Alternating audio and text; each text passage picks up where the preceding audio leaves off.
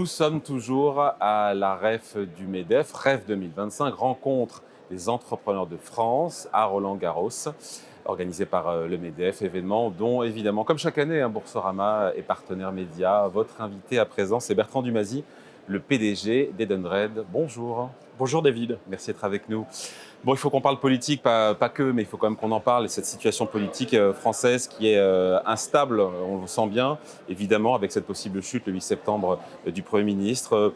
Voilà, ça vous inquiète? On a vu les marchés financiers être un petit peu fébriles quand même. Ça vous inquiète? Oui, ça m'inquiète puisque en tant qu'entrepreneur, on a besoin de stabilité, puisque c'est la stabilité qui crée de la confiance et la confiance est le comburant de la croissance et du capitalisme. Donc oui, j'aimerais que les hommes politiques soient à la hauteur de ce point de passage et que la politique politicienne soit mise de côté au profit des Français, de la France et de la confiance. Est-ce que cette instabilité, concrètement, en quoi elle peut être préjudiciable aux Français? Ok, bon, on le comprend et encore, il faut l'expliciter, mais aux entreprises, en quoi c'est préjudiciable? Alors, c'est préjudiciable d'abord quand je regarde nos clients qui adoptent massivement les solutions d'Edenred. On voit aujourd'hui un ralentissement, c'est-à-dire on avait de la croissance à 15-20%. Aujourd'hui, la croissance de notre chiffre d'affaires est plutôt de l'ordre de 7 à 10%. En France? En France, ça reste important. Enfin non, 7 à 10 dans le monde et moins encore en France. Et pourquoi? Quand on parle à nos clients, ils nous disent oui, on va prendre vos solutions, mais on aimerait savoir d'abord à quelle sauce on va être mangé par le gouvernement, c'est-à-dire tout le monde doit faire des efforts, nous aussi. Qu'est-ce que ça veut dire en termes d'imposition? Et tant qu'on ne sait pas comment va évoluer le niveau de taxe, adopter de nouvelles solutions qui donnent du pouvoir d'achat aux salariés prend un tout petit peu plus de temps dans notre process de décision. Donc nous, on le voit sur notre activité française. La France et l'Allemagne sont deux pays où la croissance est inférieure à la croissance qu'on a partout dans le monde. Ensuite, il y a un deuxième élément où ça nous impacte, c'est que Edenred est au CAC 40. Le CAC 40 est en France. S'il y a de l'instabilité politique en France, alors les investisseurs du monde entier, et je rappelle que 85% des investisseurs d'Edenred ne sont pas des investisseurs français, regardent de loin la situation politique, disent incertitude, donc je n'investis pas dans le CAC 40 et donc Et on l'a vu d'ailleurs le jour de l'annonce par François Bayrou de ce vote de confiance le 8 septembre, le cours de l'action, je l'ai vu, a perdu 5%. Ah oui, c'est ça, un peu moins, 4,8. Depuis, ça reprend. Ouais. Mais ça dit quelque chose. Exactement. C'est que le monde entier de l'investissement regarde la France. Les indicateurs comme le CAC 40, instabilité veut dire manque de visibilité, veut donc dire moins d'investissement. Donc vous allez peut-être mettre le pied sur le frein sur certains investissements, recrutement en France. France qui pèse 16% du chiffre d'affaires global d'Edenred. Alors nous, on a la chance en fait d'être en très forte croissance partout et un peu moins en France. Donc au premier semestre de l'année 2025, on a une croissance de notre profit opérationnel d'un peu plus de 14%. Ça veut donc dire qu'on a les moyens d'investir. Donc non, on ne va pas ralentir nos investissements, même si la croissance est moindre en France. On voit que la France en est aujourd'hui, auprès de ses créanciers sur les marchés financiers, quasiment au même prix que l'Italie. On a dépassé l'Espagne, la Grèce, le Portugal. On est à peu de choses près au même prix que l'Italie. C'est vraiment inquiétant d'être considéré. C'est vrai que pendant longtemps, l'Italie était considérée comme le mauvais élève en Europe. Ça veut dire que bientôt, ce sera nous. Oui, c'est très inquiétant parce Éric Lombard a dit d'ici 15 jours, je fais le pari, il a dit que la France en être au même prix, voire plus cher que l'Italie. C'est très inquiétant parce que d'abord, ça renchérit le service de la dette. Donc, on a un stock de dette. Ce stock de dette, on doit le refinancer tous les ans. L'État français doit le refinancer tous les ans. Et donc, il y a de la dette qui arrive à maturité. Il faut relever des dizaines de milliards. Et ces dizaines de milliards coûtent plus cher. Donc, la signature de la France s'est dégradée. Elle se dégrade. Donc, être capable de lever de l'argent sur les marchés, c'est plus difficile et c'est beaucoup plus cher. Et ça dégrade aussi les conditions de financement des ménages pour leur crédit immobilier, puisque les banques, elles regardent le taux sans risque qui est le taux de financement de l'État. Pareil pour les entreprises aussi. Enfin, je veux dire, c'est tout un écosystème qui est pénalisé après. Exactement. La dette est une drogue et c'est une drogue dure et c'est une drogue dont il faut se débarrasser. Il n'y a pas d'argent magique, il n'y a pas de financement à terme avec un surendettement. Ça n'a jamais existé, ça n'existera jamais. Vous qui voyagez beaucoup, qu'est-ce qu'ils vous disent, les investisseurs étrangers ou vos contacts à l'étranger sur ce contexte politique français? Alors, en fait, je dirais que moi, j'ai trois types de réactions. La première réaction, c'est en fait, la France ne fait plus partie du panorama et de l'intérêt mondial. C'est-à-dire qu'aux États-Unis, les gens de ma génération ou plus jeunes parlent très rarement de la France et ont un lien très distancié avec la France. Je vais prendre un autre exemple au Brésil. On est très proche d'Itaú, la première banque privée du Brésil. Le prédécesseur du patron actuel, Candido Bracher, a travaillé en France. Et donc, quand on se parle, on n'a même pas besoin de signer un papier. Il aime la France, il est francophile, on se comprend tout de suite, on avance. Son successeur, qui est un excellent professionnel, Milton, n'est quasiment jamais venu en France. Et il n'a pas d'attache française. Donc moi, ce qu'on me dit de la France, ou ce que je vois changer, c'est d'abord un premier bloc de gens où la France a disparu en fait du radar. Ah, c'est inquiétant comme ça. Il y a un deuxième bloc qui est la France, c'est l'Europe. L'Europe va mal. Et la France est un des contributeurs au fait que l'Europe va mal. Et là, on est inquiet parce qu'on a quand même besoin d'une troisième force entre les États-Unis d'un côté et le bloc chinois de l'autre. Ouais. Et donc, la troisième voie européenne est une voie qui compte. Et donc, ce que j'entends, c'est allez, Européens, organisez-vous. Réveillez-vous. Réveillez-vous. On a besoin de vous dans le monde. Votre voix porte, elle est profonde, elle est chaude, elle porte des valeurs qui sont importantes pour nous. Et puis, on a ceux qui connaissent intimement la France parce qu'ils ont des ancêtres français, ils aiment la France parce qu'ils aiment la culture française, ils sont venus en France. Et là, on a des gens malheureux. Malheureux en disant la situation à laquelle vous êtes n'est pas à l'image de ce que mérite la France. Donc, en gros, dans le monde, on a les malheureux qui aiment profondément la France et qui disent allez, faites quelque chose, vous méritez mieux que ça.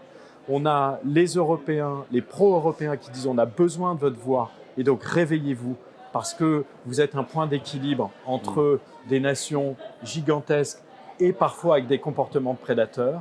Et on a ceux qui, par leurs activités ou leur passé, sont totalement indifférents. Dans ce contexte-là, dans le débat public, politique, sociétal, est-ce qu'un dirigeant d'entreprise doit prendre des positions, doit s'impliquer? J'en parlais hier avec Éric Trappier, avec ce sondage de l'opinion qui montre que 70% des Français souhaitent que les entreprises et que leurs dirigeants s'expriment et prennent position. Alors, d'abord, on sait que les entreprises sont une institution dans laquelle les Français ont confiance. C'est-à-dire, quand on regarde l'indice de confiance, les entreprises sortent toujours sur le podium en disant s'il y a bien une institution dans laquelle j'ai confiance, c'est l'entreprise. Donc, on sait que nos collaborateurs et nos concitoyens disent c'est un organisme dans lequel on a confiance. Donc, on a une responsabilité par rapport à cette confiance, c'est-à-dire, oui, la capacité à exprimer des points de vue, mais pas surtout. C'est-à-dire que parfois, il nous est demandé de dire mais qu'est-ce que vous pensez de tel sujet de société? Moi, j'ai des collaborateurs qui ont des avis très différents par rapport à ces sujets. Ils représentent en fait l'ensemble de l'échiquier politique. Donc moi, je veux bien intervenir sur la compréhension économique de la position française et ce que ça veut dire pour l'écosystème des entreprises. Pour le reste, je souhaite que les collaborateurs d'Edenred soient totalement libres de leur jugement. Ensuite, en conversation un à un, on peut en parler. J'étais à une remise de médailles de retraités chez Edenred France il y a quelques mois. Il y a un groupe d'une vingtaine de personnes qui m'ont dit « Ah Bertrand, on a confiance dans votre jugement, est-ce qu'on doit voter LFI ?» Et je leur ai dit « Mais est-ce que vraiment vous avez envie que je réponde à cette question ?» Ils m'ont dit « Oui, on aimerait vous entendre. » Vous ne doutez pas de la réponse? et donc, je leur ai expliqué ce que je pensais. Donc ça, je veux bien le faire en one-to-one ou one-to-many, mais probablement pas publiquement. Bon, il faut qu'on parle, parce que fin juin, vous aviez salué la réforme du titre restaurant en France. Il y avait un projet de réforme de la ministre, d'ailleurs, qui avait fait, ministre du Commerce, qui a fait grimper, je me rappelle aussi, de 5% et quel votre titre à ce moment-là. Est-ce que cette perspective d'une chute ou d'une démission de François Bayrou, ça remet en cause cette réforme qui vous est, acteur du secteur en général, favorable? Oui. Alors, d'abord, cette réforme, elle est favorable pour tout le monde. C'est-à-dire qu'il faut saluer les efforts de concertation qui ont été faits par la ministre et qui fait que tout le monde va s'y retrouver dans cette réforme. Il y a quelques paramétrages qui peuvent être encore probablement discutés, mais globalement, c'est une réforme très positive où on a un gouvernement qui dit on veut plus de titres restaurants en France parce que c'est une mesure d'équité entre ceux qui ont une cantine et ceux qui n'en ont pas. On veut que les règles soient respectées, c'est-à-dire qu'il s'agit d'alimentation au travail et on veut que tout soit digitalisé parce que le coût total va baisser pour les réseaux, notamment les restaurateurs, quand il n'y aura plus de papier. Et on veut un rééquilibrage en interdisant les marges arrière qui nous sont demandées par les entreprises, auxquelles on a du mal à dire non, puisque la concurrence joue. Et en interdisant les marges arrière, c'est une très bonne nouvelle pour le côté très sain entre qui contribue à quoi. Donc, ça sera ou pas remis en cause? Alors, cette réforme est une très bonne réforme pour tout le monde. Deuxièmement, elle est très consensuelle. Et elle est très consensuelle puisqu'elle s'appuie sur un rapport de l'autorité de la concurrence. Ça veut dire quoi? Ça veut dire que depuis qu'on en parle, on a eu 3 gouvernements. Et les 3 gouvernements sont arrivés aux mêmes conclusions, avec des petits changements, des petites nuances, mais c'est la preuve qu'en fait, c'est très consensuel et factuel. Donc moi, je souhaite qu'elle soit votée le plus vite possible. Si ça n'est pas possible, parce qu'il y a un remaniement, je suis profondément convaincu que le nouveau gouvernement arrivera aux mêmes conclusions que les 3 précédents et que la même réforme dans l'ensemble sera proposée au Parlement. On restera en l'état avec les règles actuelles. Le système actuel fonctionne bien. Il fonctionnerait encore mieux. Donc moi, je suis favorable à cette réforme. Je suis favorable à ce qu'elle soit votée le plus vite possible. Mais une situation d'attente est aussi acceptable. Un petit mot, Bertrand Dumazy, sur vos résultats semestriels publiés fin juillet. Croissance à 2 chiffres un peu partout dans le monde, sauf en Europe, on l'a dit ça. C'est ça qu'il faut retenir en gros? Ce qu'il faut retenir, c'est que, malgré une situation économique plus difficile en Europe, Edenred maintient tous ses objectifs pour 2025. Ça veut dire quoi? Ça veut dire une croissance à 2 chiffres de notre profit opérationnel. Pourquoi? Bénéfice stable au premier semestre. Pardon? Bénéfice. Alors oui, parce qu'il y a des effets de change et 1 ou 2 effets exceptionnels d'acquisition qu'on doit amortir. Mais si vous prenez le profit opérationnel, il est en croissance de près de 15%. Donc en fait, ce qu'il faut retenir, c'est qu'on continue à avoir une bonne dynamique de croissance. Pourquoi? Parce qu'on a investi massivement toutes ces dernières années et depuis 15 ans. Et donc ces investissements créent une plateforme qui sert 60 millions d'utilisateurs dans le monde et qui crée son propre vent. Pour donner un ordre de comparaison, Uber Eats, c'est 80 millions d'utilisateurs dans le monde. Donc nous, Français, on n'est pas plus bêtes que les autres. On est capable de travailler à l'échelle et dans le monde entier. Et puisque Edenred est à l'échelle dans le monde entier et avec une grande diversité d'offres, que ce soit en avantage aux salariés, mais aussi en mobilité, mais aussi en paiement inter-entreprise, quand ça ralentit un peu en Europe, ça tracte très bien en Amérique latine ou en Asie. Donc, la bonne dynamique de croissance d'Edenred continue. Mangé un petit peu par l'effet change qui vous a pénalisé au premier semestre. À quelle hauteur ça a plombé ou mangé de combien de bénéfices? Et est-ce que ça sera encore le cas sur le reste de l'année? Alors, sur le reste de l'année, je ne peux pas dire parce que, en tout cas, si je connaissais l'évolution des paniers de monnaie, je ne ferais pas ce métier. C'est l'un des actifs les plus difficiles à prévoir. L'évolution c'est ce qui est plus difficile à prévoir. D'ailleurs, je me souviens d'un dîner avec le patron de la Banque centrale nord-américaine et quelques étudiants d'Harvard. Et il m'avait dit, mais alors vous, Dumazy, vous comprenez l'évolution des taux de change? Et j'ai dit, Monsieur Greenspan, oui, j'ai l'impression qu'avec le professeur Lou Wells, on a bien compris les mécanismes, le lien entre inflation, etc. Il me dit, vous avez beaucoup de chance, parce que moi, je fais ce métier depuis 30 ans et je n'ai toujours pas compris. C'est drôle. Donc oui, c'est très difficile à prévoir, même s'il y a quand même quelques gros indicateurs. Donc globalement, est-ce que le change va nous impacter d'ici à la fin de l'année? Je pense qu'il y a une probabilité plus forte. Mais moins. Oui, mais probablement moins. Combien ça vous a retiré? Ça vous a coûté l'effet de change? Plus d'une centaine de millions d'euros. C'est beaucoup. Mais encore une fois, ça c'est une photographie à un temps T. Ce qui est important, c'est regarder le film. Le film, c'est une croissance de la top line à 7%, une croissance du profit opérationnel à 15%. Le reste, le change qui vient nous taper, les choses se rééquilibreront à un moment. Le reais brésilien ne sera pas toujours aussi faible. Je repense à Alan Greenspan, c'est celui qui avait dit, ancien patron de la Fed, si vous m'avez bien compris, c'est que je me suis mal exprimé. Elle est bonne celle-là aussi. Elle est pas mal. Bon, un petit mot avant de se quitter, Bertrand Dumazy, vous avez fêté vos 15 ans en bourse. Parcours boursier en 2 temps, 13 années, je parle sous votre contrôle, de hausse exceptionnelle, ininterrompue, continue. Ce point haut à l'été 2023, autour de 60 €, 62, j'ai plus ça en tête. Et depuis, un cours divisé par 2. Comment vous analysez ce parcours boursier? Qu'est-ce que ça appelle comme commentaire? En fait, comme vous le dites bien, David, il faut se souvenir des 13 premières années. Et en fait, les moteurs sous-jacents de ces 13 premières années sont toujours là. C'est-à-dire on travaille toujours sur des marchés sous-pénétrés, on est leader, on est celui qui investit le plus et on est très créatif dans nos développements d'offres. Je prends un exemple. Vous allez voir des stations de supercharging pour des véhicules électriques développés par Audi en Allemagne. Ouais. Ceux qui vont gérer ces stations, digitalement parlant, c'est Edenred. Ah, okay. Si je vous avais dit ça il y a 5 ans, vous me diriez mais non, jamais de la vie.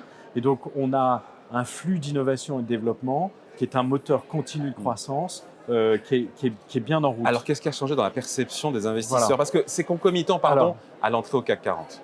Alors, ce qui a changé, en fait, si on écoute nos investisseurs, c'est super simple. Ils disent, vous avez encore 44% de votre chiffre d'affaires qui dépend de l'activité ticket restaurant, ouais. Et vous avez 3 marchés qui redéfinissent les règles pour les 10 à 15 prochaines années. Italie, France et Brésil. Italie, c'est réglé. Donc, il n'y a plus d'incertitude. La France, ce que nous disent les investisseurs, c'est très bonne réforme pour tous les acteurs du marché, y compris Edenred, mais tant que ce n'est pas voté, ce n'est pas voté. Alors, c'est mon métier de dire oui, mais comme je l'ai dit précédemment, 3 fois la même chose, etc. Mais vous avez des investisseurs qui n'ont pas le temps. Hein. Quand vous êtes à Los Angeles, ils regardent ça de loin et disent bon, je préfère attendre que ce soit voté. Et vous avez le Brésil, sur lequel on est en conversation. Quel pourcentage de votre chiffre d'affaires, le Brésil, c'est sur l'activité avantage aux salariés, c'est 10% de notre chiffre d'affaires.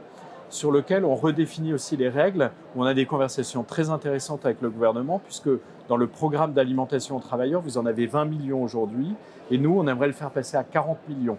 Mais pour faire ça, il faut un petit changement fiscal. Mais en échange, l'État nous dit ouais, mais faites un effort là-dessus. Donc, on est en train d'essayer de trouver un consensus. J'espère qu'on va le trouver assez vite. Vous êtes confiant là-dessus? Oui, je suis confiant. Ouais. Je suis confiant. À quelle raison?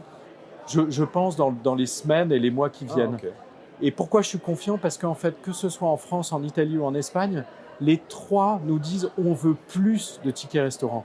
C'est une mesure d'équité et c'est une mesure où on sait où va l'argent. On veut juste redéfinir ensemble quelques paramètres pour stabiliser et repartir pour 10 ans. Donc, le sujet, c'est que le temps de la discussion et du paramétrage n'est pas le temps boursier.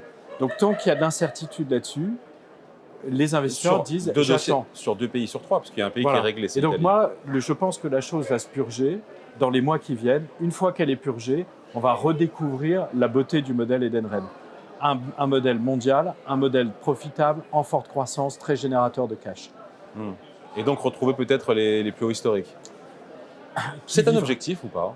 Alors non, en soi, ce n'est pas un objectif, c'est une conséquence du travail qu'on fait tous ensemble. Mais on ne pilote pas une entreprise sur l'évolution journalière ou mensuelle. Vous regardez tous les jours le cours de bourse? Bien sûr que je le regarde tous les jours. Cependant, quand on écoute nos investisseurs, et on passe beaucoup de temps, ils nous disent « mais tout ce que vous pouvez contrôler, vous faites bien ». Il y a un truc que vous contrôlez moins, c'est la redéfinition paramétrique. Et le déclic alors? Le déclic pour les investisseurs boursiers? Le déclic, pour le marché le déclic, ça va être simple. Voter en France, clarification au Brésil. Une fois que c'est fait, là, le marché aura des certitudes sur le modèle économique et l'attrait d'Edenred va redevenir considérable. Le rendez-vous est pris? Le rendez-vous est pris. Vous viendrez nous voir pour nous en parler. Merci avec beaucoup. Plaisir. Entretien avec Bertrand Dumazy, le PDG d'Edenred, à la REF 2025 du MEDEF à Roland-Garros. Merci. Merci David.